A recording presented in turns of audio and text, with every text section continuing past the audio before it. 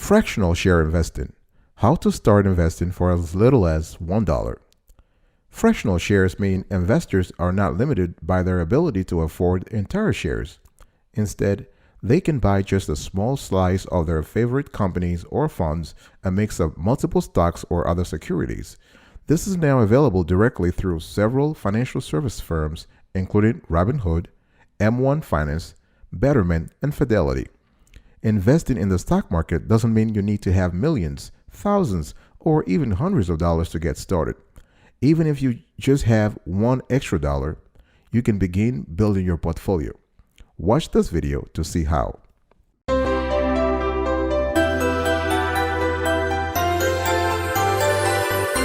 Welcome back, folks, to another edition of Sweetie Kiwi. How are you doing today? I hope you are doing fantastic. I'm doing marvelous, if you were to ask me. If you are doing as great as I am, go grab a cup of coffee or tea or vodka and let's roll. Today I want to talk to you about fractional share investing. This is a very wonderful topic because it just brings a whole range of investors into the marketplace. People who before could not afford buying, say, a Tesla or an Amazon share, now they're able to have access to the market, to have access to the ability to invest in their future and build a portfolio for their family. So this is fantastic. Let's talk about fractional shares. Let's explain the whole concept here. A fractional share is a tiny increment of ownership in a company or an exchange traded fund, also called ETF. So rather than requiring investors, for example, to buy a full share, and these are pretty expensive. Again, if you talk about Amazon 3,000 or Apple or Tesla, those are kind of high. You know, one share already is like $1,000 or $2,000. If you take a Berkshire Hathaway, the Warren Buffett company, one share costs like $2,000 or $3,000. So those are pretty high. This is only one share. So instead of requiring investors to buy a full share, fractional shares allow investors to purchase smaller portions. So this levels the playing field. That's what I just said earlier. And it helps ensure that investors have access to the same opportunities at the same time. It hasn't always been this way, because for a long time, for the last 20 to 30 years, individual investors who could not afford full shares in their favorite companies or funds, they had to wait. They had to wait until something happens, and that thing is called a stock split. This is what happened recently with Tesla. That went all the way. The stock price went all the way to 2,000, and then we had a split, and then it came back to right now at the date of this show is trading around 400, between 400 and 500. So you got to have a stock split to allow smaller investors to get into the market. Nowadays, with full share, with fractional share invested, you are bypassing the stock split phase, and you're allowing investors, especially the smaller investors, to get a place a seat at the table. So before, as I was saying, a few decades ago, you had to wait, and they have to save until they could buy a full share, which could be hundreds or thousands of dollars. Meanwhile, share price could rise, and those smaller investors could miss an opportunity to invest. Now, with the advent of technology and with the disruption in the financial services industry, you have firms as diverse as Robinhood, M1 Finance, Betterment, and Fidelity. Fidelity has been a player for a while now, so they're not really a newbie on the market, but they were able to adapt. So with the advent of those new companies, investors can get started sooner. And even with a small budget, they can access a wide range of individual stocks and exchange traded funds. We love a metaphor that Robinhood Finance has used to explain fractional shares, and we're going to put them for you. And we're actually going to put a picture, some kind of infographic on the screen right now. And this is courtesy of Robinhood. We love their metaphor. They say here, a fractional share is like a component of a spaceship. A fractional share is like a component of a spaceship. If a share in a company or fund is like a spaceship, a fractional share is like one component of the machine. Not everybody wants or can afford the entire spacecraft. but it can be divided into smaller parts: doors, gears, seats, oxygen tanks, and jet engines. So just as an aerospace engineer prizes the integral role played by every nut and bolt, you too, as an investor, can take ownership in something bigger. This is wonderful. This is a great metaphor that summarizes the whole notion of fractional share, and we just thought we just wanted to share that with you. Speaking about a diversity of individual stocks, one thing you have to pay attention to when we talk about fractional shares is that the catalog of stocks of companies that qualify for the fractional share investing is getting bigger every day. So when you buy fractional shares of an individual stock, you can proportionally experience the risk and rewards you would have if you had bought an entire share. So you can trade on your favorite brokerage. You can trade fractional shares in real time, meaning that trades placed during market hours are processed right away. Of course, trading fractional shares is commission free. It could be commission free. Some brokerages charge for it, but most of them will make money more on the spread. So they will not charge you commissions, but they will just make money on the spread. So this is like just trading full shares. There is also a lot of flexibility in the size of shares you can purchase. So you can, we've seen fractional shares as low as 1/1,000,000th of a share. So for example, let's say you have Amazon trading at 3,000.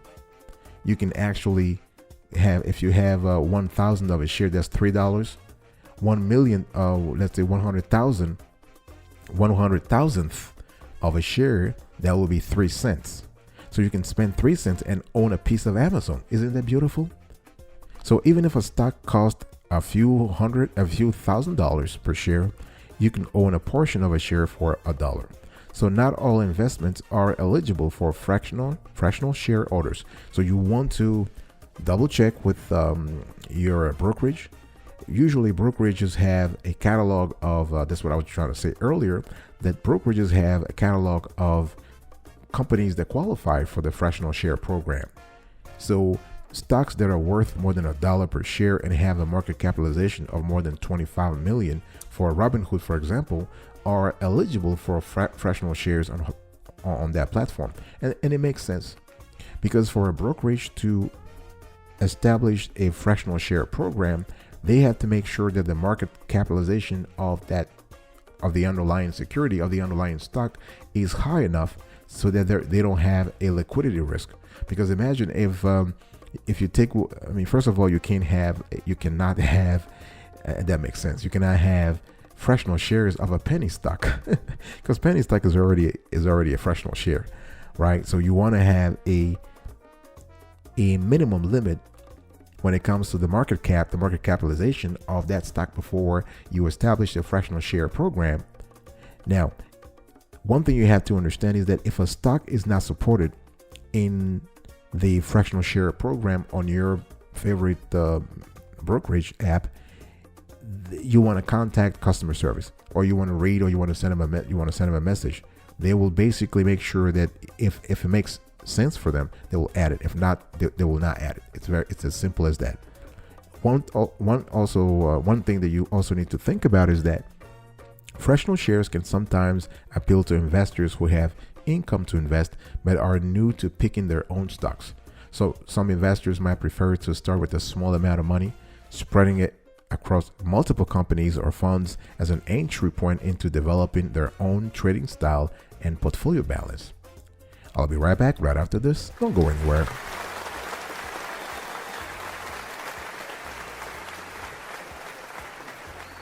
Welcome back, folks, to another edition of Sweetie Kiwi. We are having a conversation today around the fractional shares and how to invest with as little as $1. And I've spoken to you about the diversity of individual stocks.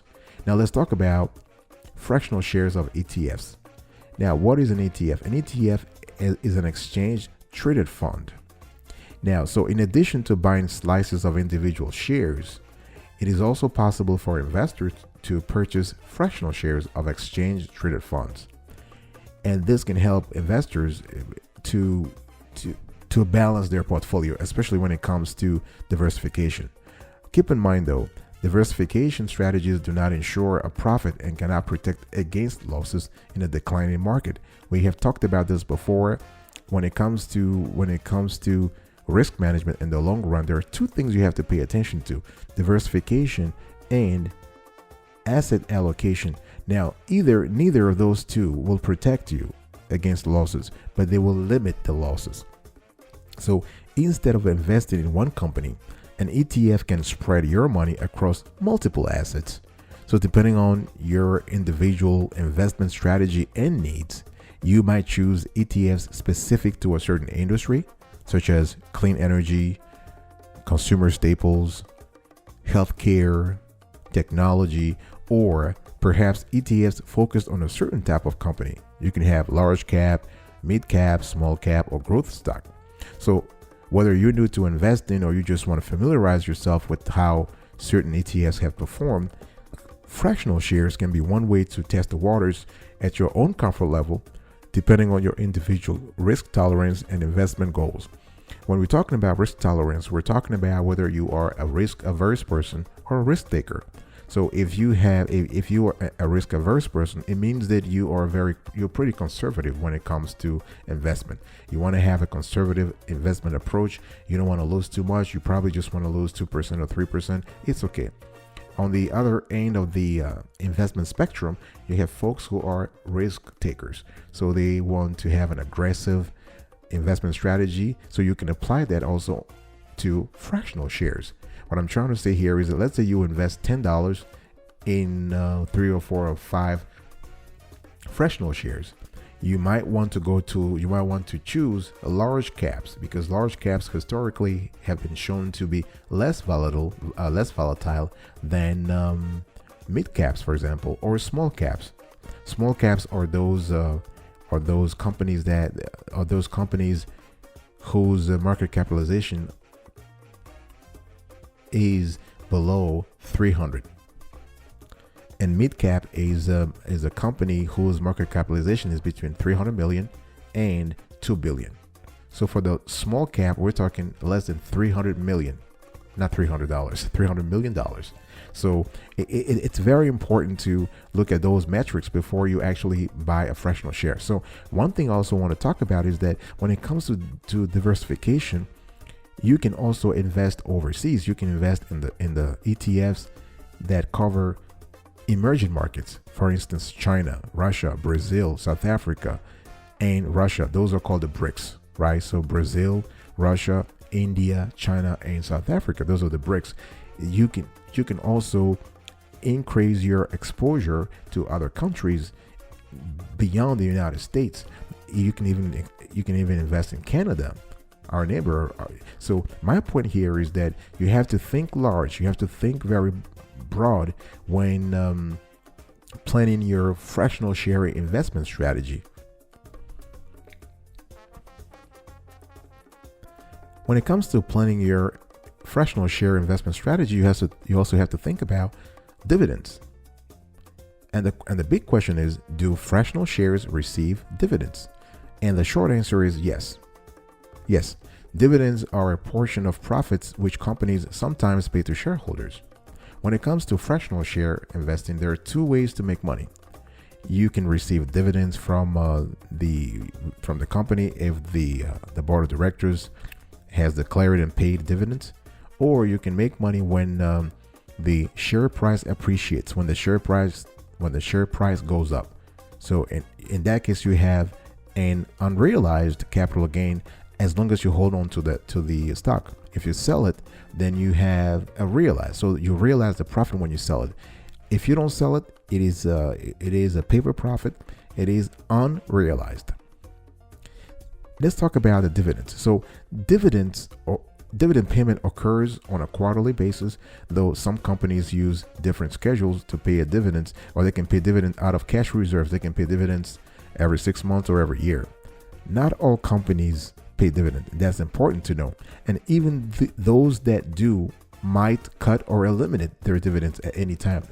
Dividend payment should be part of a company's liquidity strategy. If they have extra cash and they don't have any projects, any interested project to invest in, they might think about returning part of the cash to shareholders.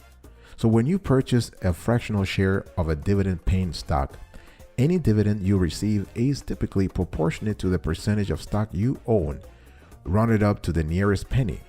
So you usually receive your dividend payment on the same schedule as investors with full shares, with funds credited directly to your account at the end of the trading day. One of the potential benefits of owning dividend stocks is that they can add an income component to your investments to complement any possible capital gains. That's what I was just telling you earlier. That said, stock investments always have the potential to fall in value. So just because a stock pays a dividend doesn't mean it's an investment that will generate positive net returns for your portfolio.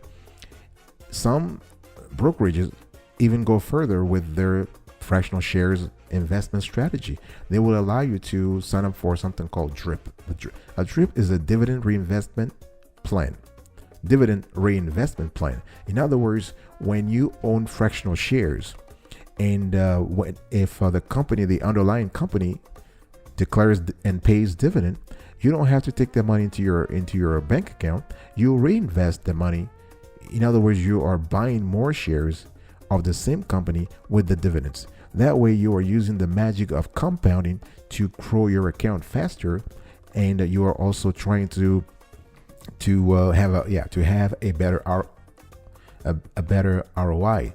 Keep in mind though that simply because you are reinvesting the money into the company by buying new fractional shares doesn't mean that you don't have to pay taxes on the income. The dividend income is a taxable event. You have to pay taxes on it. At the end of the year, you will receive a tax form called 1099-DIV for dividends from the brokerage, and the brokerage will send another copy to the state tax authorities and another copy to the IRS. So you have three forms: the customer form, the IRS form, and the state tax form. And that will list the money that you've made from fractional shares during the year. And while doing your 1040 at the end of the year, you're going to have to report that income to the authorities. Another thing we need to talk about here is that if you own fractional shares, can you reinvest the dividends? That's what I just talked about. But now I want to go a little deeper into what you can do. Some brokerages like Robinhood and Fidelity and the Betterment allow you to reinvest the cash dividend payments back into the underlying stock or ETF. So this is DRIP. Now, remember though that diversification and dividend reinvestment programs do not ensure a profit or protect against investment losses in a declining market, because people have some investors have this notion that as long as you enroll in the DRIP, you are protecting yourself against future losses. No, nothing is sure in this market. You have to cope with a certain level of risk. Even if you just have a single dollar or a fraction of a share to start with, dividend reinvestments may support compounding returns. That's what I was talking about, the magic of compounding. So if you want to make it automatically. So when you sign up for the DRIP program, you get an automatic reinvestment. So this can help making your investment easier, even for the most hands-on investor. Keep in mind that while fractional shares and dividend reinvestment help get the ball rolling, your results are directly affected by how your investment perform and the amount you have invested.